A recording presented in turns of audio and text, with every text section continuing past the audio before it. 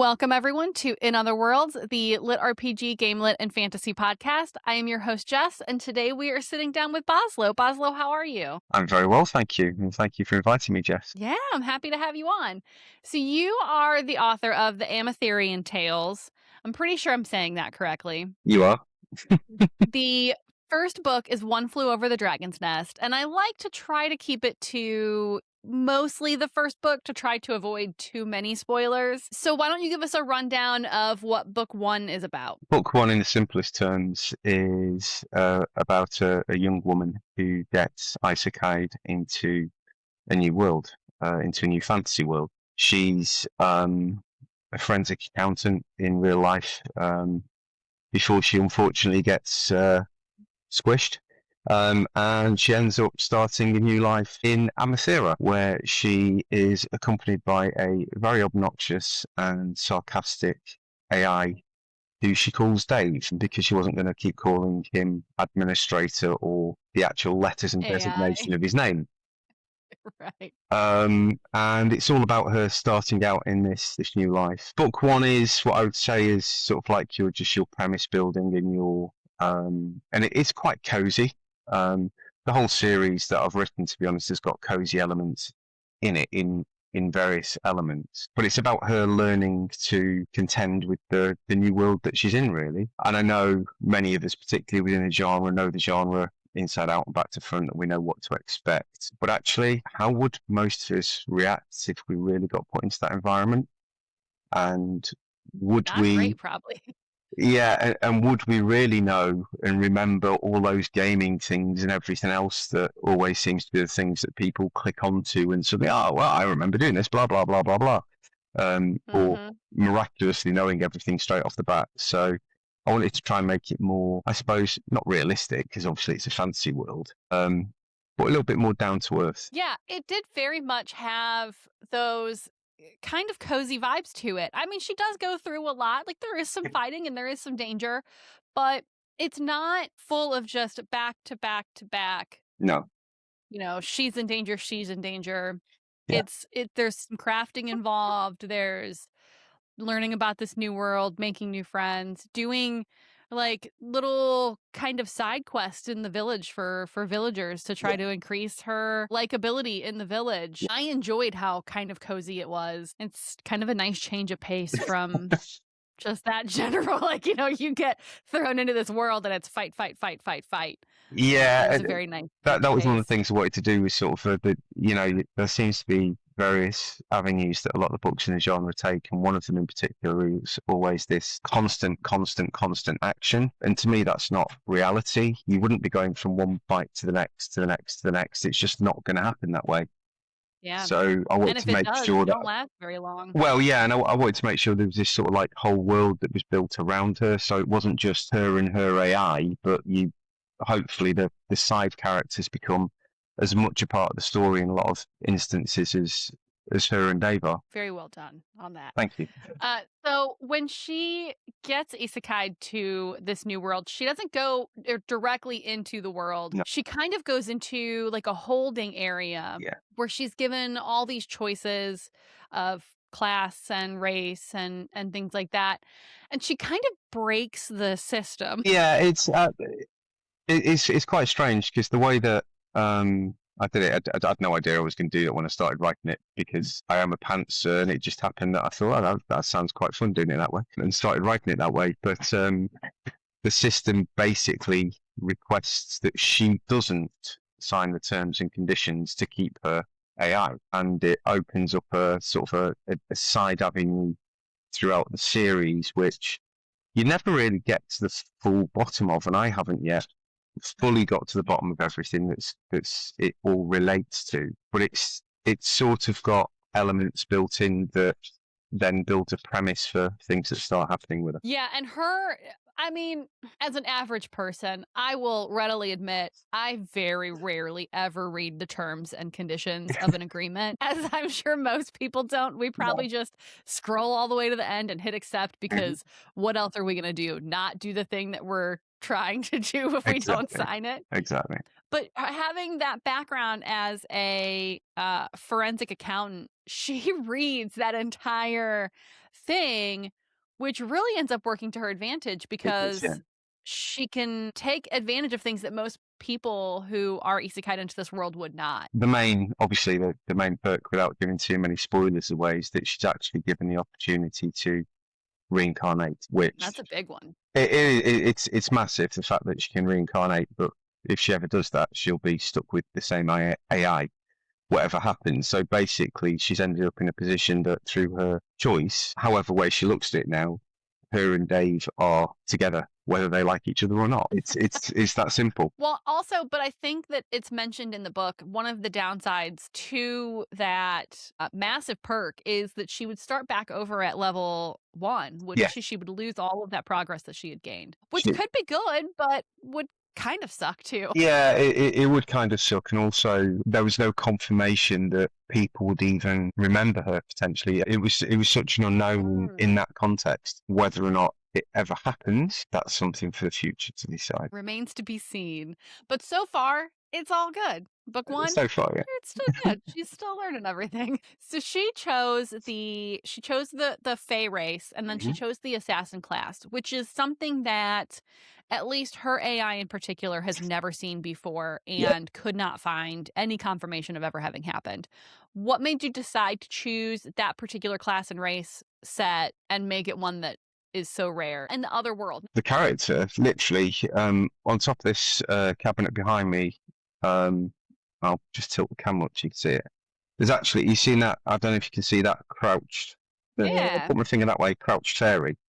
That's Mhm. actually what gave me the idea. It's one of my wife's sort of like fairies that I've got her, and I was just at the other end of the table, and I was like, oh yeah, Faye, yeah, let's use a fairy as the sort of like the main thing. And then the assassin bit came out because I thought it'd be good to try and see how the Fae would be an assassin, because normally you sort of like associate the Fae with magic and things like that, and I thought I'd do something a little bit Mhm. different rather than it just being a Fae that can cast magic spells and do all the rest of it, like the Tinkerbell Stardust type thing, and just wanted to actually give her a rogue type background to look into. So yeah, it was just a completely random thing really when I started writing it, and it's become the sort of like the life essence of the series as it's developed. Yeah, I mean, when you think about it, a Fae assassin really is not a bad choice because she can shrink herself down. So she's not always that small. She can go between normal, kind of small human size to her Fae size. And I mean, that really lends itself to hiding in places and not being Yeah, it seen does. and Yeah, kind of works out well. it it, In it this does. world, yeah. In this world, the Fae are generally disliked very much. So, in the first town, she seems like she's really had an uphill battle to try to earn that reputation with the Mhm. other townspeople.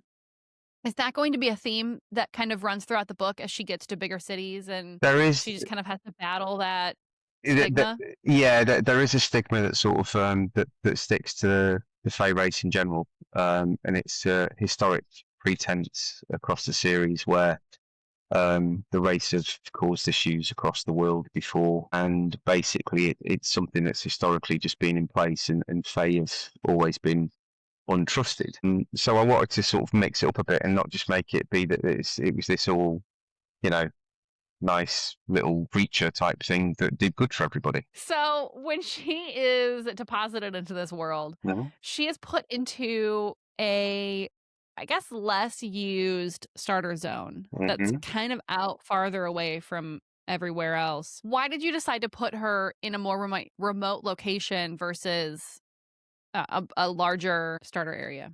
Initially, what I wanted to do was sort of bring in the element that I didn't want her to be sort of one of hundreds of Legionnaires.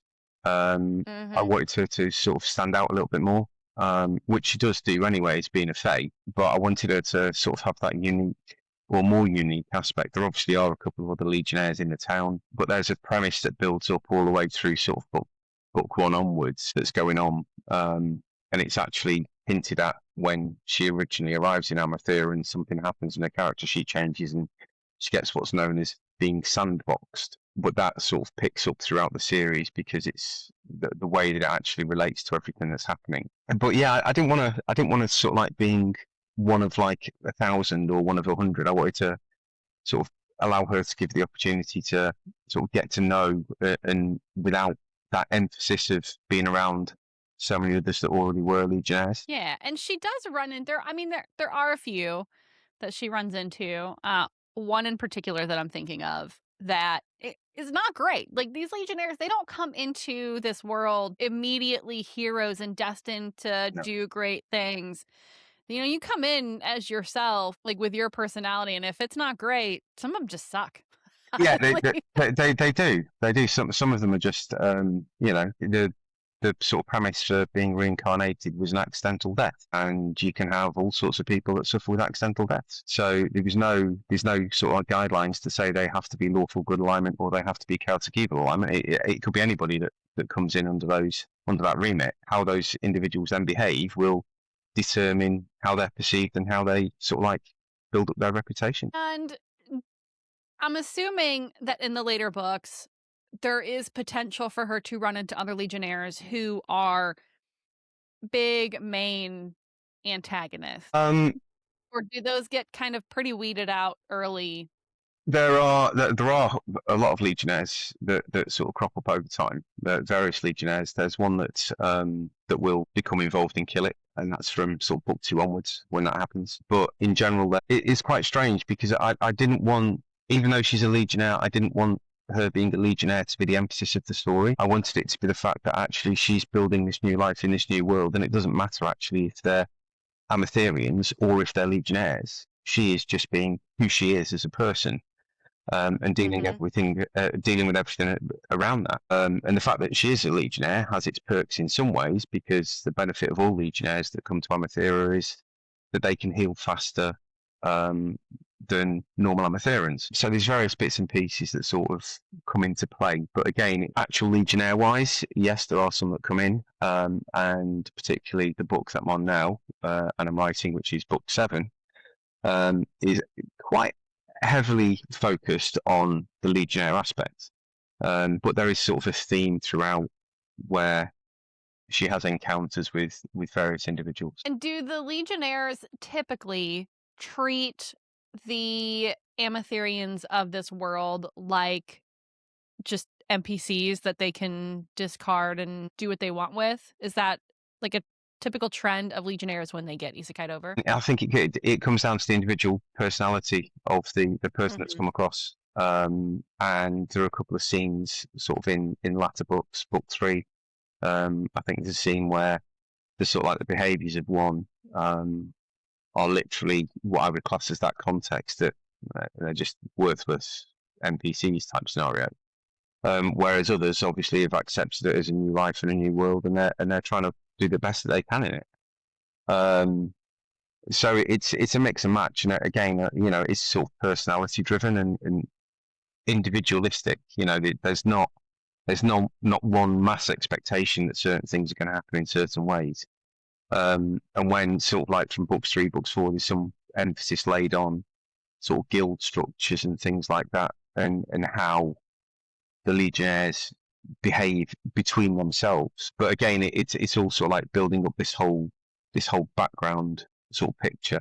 But she's outside of that, if that makes sense. Yes, she's a Legionnaire, but Mhm. she's actually she's living her life. She's doing the best that she can do under the circumstances that she finds herself. I would hope that we all just try to do that, You would but hope in like so. a good You would way. hope so. But again, I think sometimes I think the mentality that, and I've received a few reviews with comments and stuff, like, you know, saying, "Oh, she's so unintelligent. How does she not know that this happens and that happens, and you can do this and you can do that?" And I'm like, would you really consider everything when you get thrown into a new world, exactly what you can and can't do when it's based around sort of game mechanics? You know, No. you're not going to think about it, are you? Your normal day life's going to be there in your head. You're not going to suddenly go, "Well, actually, yeah, I used to be able to do this when I played WoW or when I played Dungeons and Dragons. Therefore, I must be able to do this now, and I can act like this and I can do that." And there's this whole sort of emphasis about this, the way that some behave compared to others, and it sort of comes across as that, you know, they're not they are beings. Yes, they have perks, and some of them do think they're better than others. But yeah, Yeah, I think for the most part, I would just worry about staying alive yeah, in exactly, a new world exactly. before trying anything new. Just Mhm. staying alive, and figuring out how the system works would be the two top things. Yeah, which is a big question because the system in particular is a sort of a running theme through the entire series. And it's not very helpful. No, it depends if you're talking about Dave or if you're talking about the system. Because Yeah, true, because true. Dave in book one definitely is not very helpful.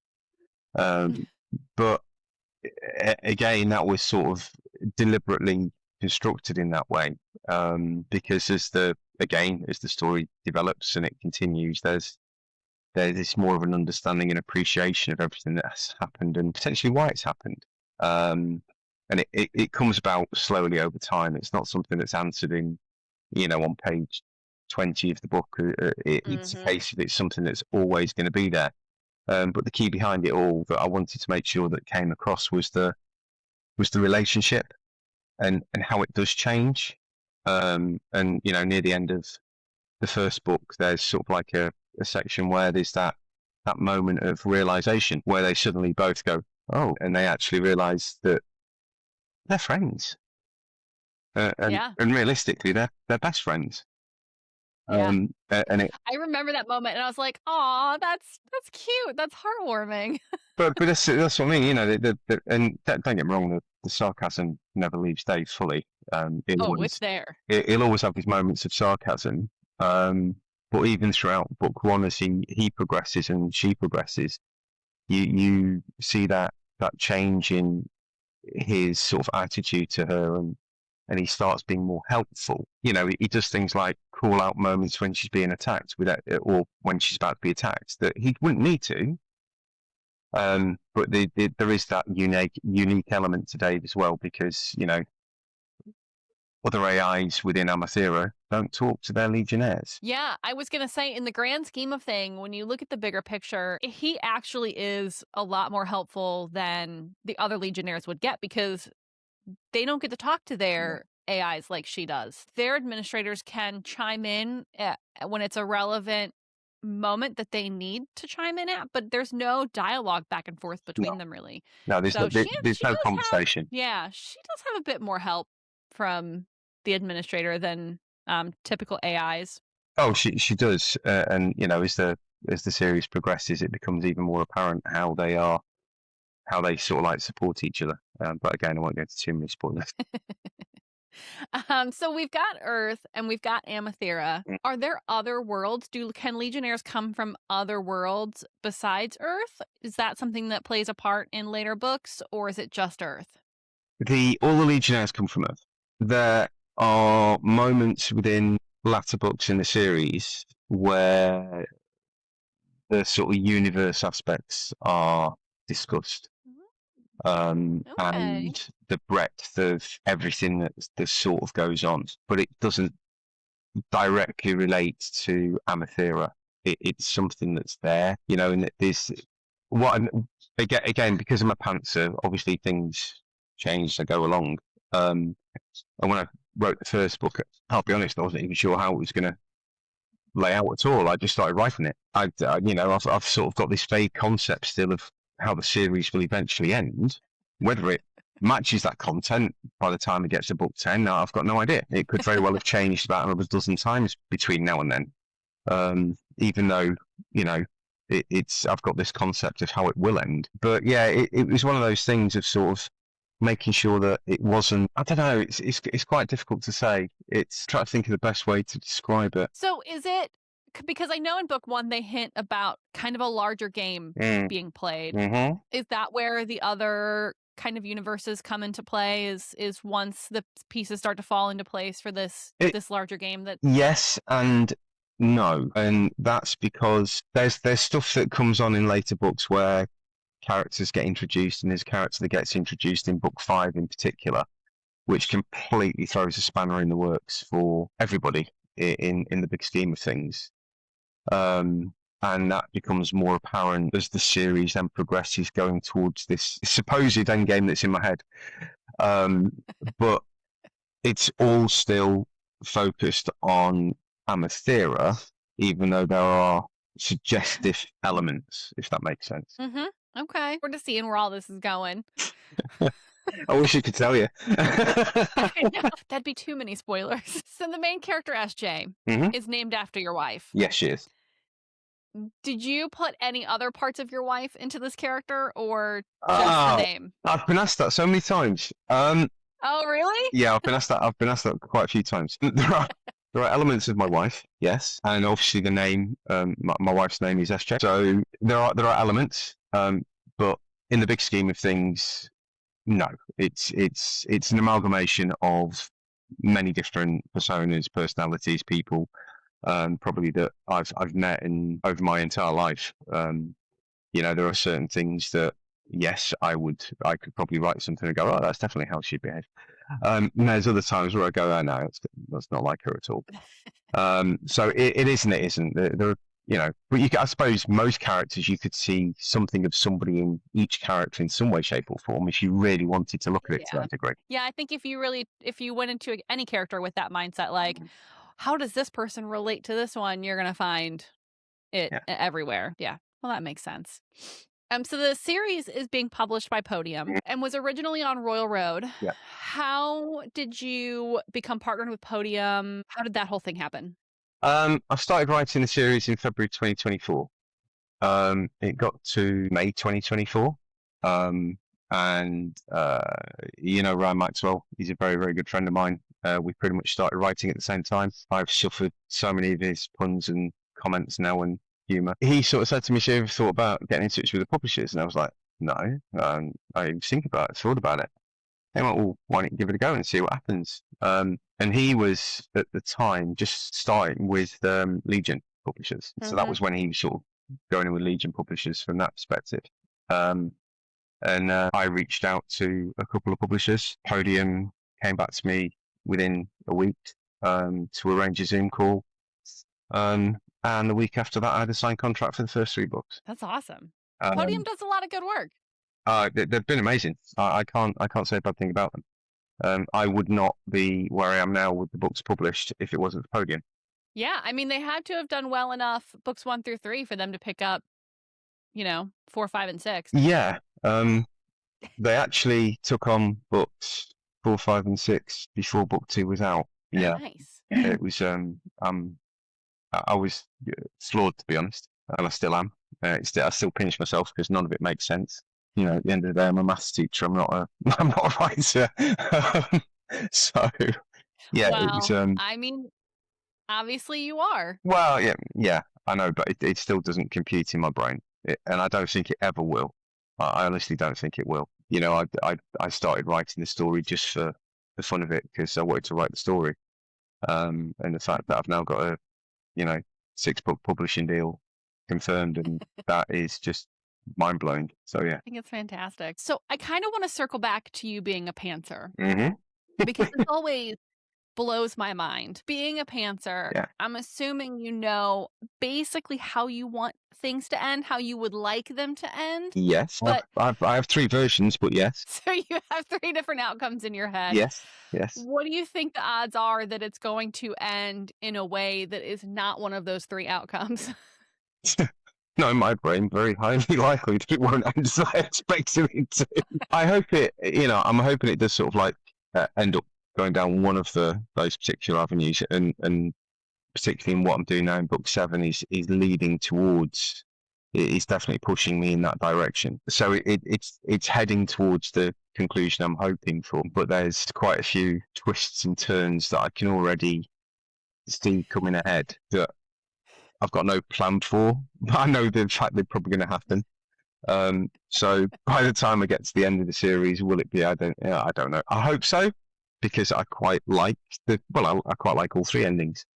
But I suppose it depends how evil I'm feeling on that particular day when I get to the ending. Do you let the story organically unfold on its own, or do you ever find yourself getting to a point where you're like, I don't like where this is heading, and so you kind of steer it in a different direction? Organically, to be perfectly honest. I've written a couple of chapters over the time where I've written a chapter and I've gone, actually that chapter doesn't feel quite right there. and I've taken a chapter out, but I've then used it later on because it then Hmm. fits in at a later point. I've done virtually zero what I would class as rewriting. Um, there are a few bits and pieces. Obviously, when you do edits, you take the odd sentence out and add a few sentences in just to change things when you do editing. But actual direction of the story, I just let it go. And wherever my brain takes me, my brain takes me. It's not predefined in any way, shape, or form. So, have I put myself into sort of rabbit holes on a couple of occasions? Yes, I have. Um, but if that means that I've got to try and think of a way for that situation to come about, then so be it. That's what I'll do. So yeah, it just makes it. I find it more fun. And now, with letting the story grow organically like you do, Mhm. have there been any characters that have surprised you with how they develop over time? Yes, yeah, they have. One of my favourite characters, and one of my favourite characters in the whole series, appears in book 3 for the first time. Um, and as soon as I started writing this character, I thought I just love this character. It just the whole persona of them, because I could see sort of so much of so many different people that I've experienced in my life within this sort of character. And yeah, some of them have surprised me in that context. There have also been characters that have appeared like as a minor side character, which reappear as main characters or antagonists later on, etc. So there are a few bits and pieces that happen throughout the series because it's quite strange that the way that I've sort of written it, there's quite often references back to previous books and things that have happened and various things, and these characters that suddenly that may reappear that have sort of been to the wayside at some point and thought they were dealt with, but actually no, they're back. So yeah, there's quite a lot that takes place, but some of the characters have surprised me when I've started writing them. Sometimes for the good and sometimes for the not so good. You know, there's a couple of what I would class as main characters that start to appear from book 3 onwards. Certain characters that becomes a large part of sort of like the series going forward. Um, but yeah, various characters will come round and about in circles throughout it, and some of them do surprise me when they reappear. And as a pantser, Mm. now you have in at least in book 1 you have the beginnings of some underlying plots that feel like they're going to be a larger part of the Mhm. later books. You know, you've got the gods involved, you've got this kind of thing that's happening out in the universe. How do you keep track of all of that, and how do you make sure that that kind of follows through as you're writing these stories? It was all on Excel sheets. I'd have Excel sheets, and I'd something had happened. I'd make a very, very brief note, oh, blah, blah, blah, character name or whatever. I don't like AI, but one thing that I will say is the benefit of AI. It has allowed me now to be able to track my story progression for me. So rather than having to sit there and originally I was I was going back through my previous manuscripts and going, oh, I've got to find this bit in the chapter, doing word searches to find specific things to try and dig things out. And now I've sort of like built a project within AI that tracks my story for me, so that if I need to find a bit of information that relates to a previous book, I can now just type in a question and it will throw it back out to me, which from my perspective has helped massively because I'm not there having to sort of like trawl through a manuscript page after page after page. Because yeah, you know, Yeah. I'm writing book 7, 'cause it saves me a lot of time researching. Yeah, I have a hard enough time remembering what happened in a book I just put down, Oh, don't. let alone I'm terrible. Do you know what? It absolutely amazes me because obviously there's so many series that I've listened to and read, and I absolutely love them. And I loved them as I went through them, and I thought they were fantastic, and quite a few of them I've really listened to. Could I name you specific things? And no, my nope. brain doesn't work like that. I just can't do it. And I you know, put that book down and it is out of my head. yeah, exactly. You know, it's just like fantastic. Love the story. Brilliant. And yes, I'd recommend it. And you know, at that moment in time, I could write a review about it and say what it was all about. Give me probably about 2 sleeps after that, and I'm like, uh, Oh, what happened again? yeah, My memory for books after I put them down is abysmal. oh yeah, It's horrible. yeah. What do you find the hardest thing about being a pantser? Whether or not my brain wants to play. I write part time. I get up at 4 most mornings to write before I go to work. So I'll get up That's at 4. early. I'll do sort of like some social media, try and get some writing done before I take the dog for a walk and then get ready for work and all the rest of it. And there are some mornings where I'll come and sit at the keyboard and I'll start typing and it just goes back, not playing. Because my brain's either thinking about what's coming up on the day ahead, what I've got to plan, what I've got to do at school, all the Mhm. rest of it.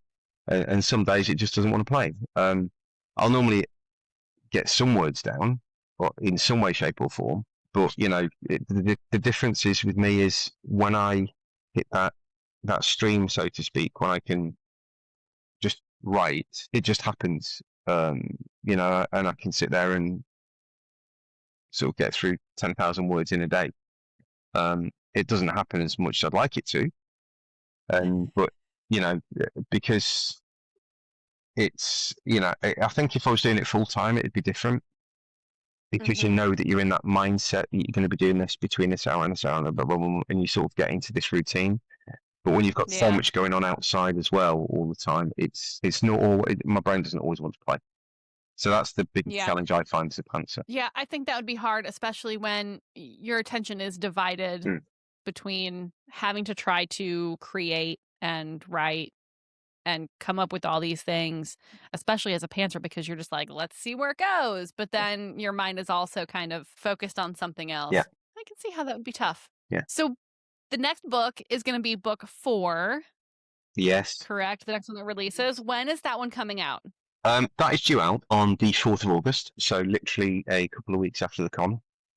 I Fantastic. will have advanced copies at the convention for sale because I'll be joining the indie authors table. I'll have copies of all 4 books there, so I will have some advanced copies available at Lit RPG Con. But it officially gets released on, and it should again be ebook, print, and audio on the 4th of August. That is going to be very exciting. How many books do you think are going to be in the series? Or do you just not know because you pants the whole thing? I'm aiming for 10. I am aiming for 10. That is my goal. My goal is 10. I'm over halfway through book 7 now. First 6 are all written in with Podium. I've actually just received the manuscript back for book 5 to do the edits on, or the final checks on. But yeah, I'm over halfway through book 7. But as things stand at the moment, I'm sort of thinking 10. The problem is, it's because of the way the world is sort of built and constructed. It's something that could continue theoretically. But I also think you get to a point where it can get too long, if that makes sense. Yeah, Um, it just kind of becomes gratuitous and a story for the sake of just having a story, yeah, not because it needs to be told. yeah, and the way I've Mhm. tried to construct it is there's certain things that happen all the way through, and there's a sort of a few underlying currents that progress throughout the entire series, and some of those are starting to come more to light now in the latter books, which really weren't even a consideration at the start. Um, So yeah, I think it's going to be 10 books. Okay. I can't guarantee, but that's what I've got in my head. That's what I've got in my head. And do you have any ideas or plans for something that you would like to write after this series is over? I've already written the first book of a historic um, part in Amathera, so it's based in the same universe. Um, Ooh, okay. but there's throughout the series again, there's elements that get mentioned about something called the Scrog Wars, Mhm. and I've written the first book, which is the Scrog Wars. It's called The Night of Death. It's on Royal Road. I don't really do masses about pushing it out there. It is on Royal Road. Book 1 is for people to read if they wished. But it's a historic time. It's not. It's darker because obviously it's based around a war. Mhm. But it's sort of. I'm planning on that just sort of being a 3 book series to sort of run alongside or as a historic period of Amathera. And there's also a side novella that I wrote as part aside of book 3, a little novella which covers a time away for one of the other characters. Um, but it's quite strange because some of the characters within Amateur that I've sort of developed, while I've been writing it, there are definitely some that I could imagine potentially spending some time developing more of a standalone series for. But again, I don't know. And then apart from that, there's a few. I've always got stupid ideas going on in my head, and there are a couple of bits and pieces. I started writing a few chapters for some random competition thing on Royal Road called Luxtro about a space dragon. Oh. So again, these sort of like various bits and pieces that I'm looking at and considering it. And I've got an old, I say old, I started writing in 2021 or whatever it was. But my original story I started writing called Wild Ones. Now that I'm so more experienced in relation to writing, I do plan on going back and rewriting that and probably making it into a full lit RPG. Only problem is that is very dark indeed. I mean, So there's a place for everything. there is, but again, I think within the lit RPG genre, there's so many different niches within the genre over various Mm-hmm. bits. The way that I've written Ametherean Tales is I wanted it to start off in one context, but as the series progresses, there are certain elements that come in, and like there are a couple of books that are a bit darker, and you know, as things go on, because I sort of saw it as it can't always just be cozy, homely, everything works as it's supposed to. There's got to be times where there's some hardship in it. But I think to go dark, grim dark is one thing. To go dark is on a different level, and I'm not sure how it would fit within the genre. I think it might be too dark. But again, I don't know. I don't know. It's something. It's something I'm considering anyway. It's just rewriting it and Yeah. just seeing how it goes. So I think that was everything that I had for you. Was there anything that you wanted to bring up that we did not talk about? No, I don't think so. Really, I don't think there's anything major or specific. I'm just looking forward to the con, to be honest, in July. Yes, you will be at Lit RPG Con in Denver Yeah, as a guest, so that's going to be exciting. So I'm going to have to come to at least one of your panels. yeah, I'm panelist there, so I've got 5 panels, and I'm moderating. I'll be on 5 panels, but I'm moderating one as well. Nice, that's So fun. I'm really looking forward to it. It was such an amazing time last year. Nice. So where can everyone find you? All my books are available through Amazon. I can be found everywhere and anywhere across social media. I've got a Linktree link which has got all my sort of like profile links and everything else in it. But all my books and audios are available through Amazon, or you can go to Podium Entertainment. So they're all listed through there as well. You can find me on social media. So I'm on TikTok, Facebook, wherever I'm on there in some way, shape, or form, either as Bosloe or Bosloe McCartney. TikTok's probably the one that I've been focusing on quite a lot recently, trying to develop my footprint on TikTok a little bit more. And I know there's more authors starting to sort of transition across to it now. But yeah, you can find me anywhere, and all my books, as I say, are on Amazon. Well, I'll have to get your Linktree link from you so that I can put it in the description of the Yeah, video, so everyone yeah, can just click on that and find you super easy. yeah, no problem at all. Yeah, thank you so much for coming on and talking to me and hanging out. And thank you, everybody else, for sticking around, and keep leveling up. Thanks very much for your time, Jess.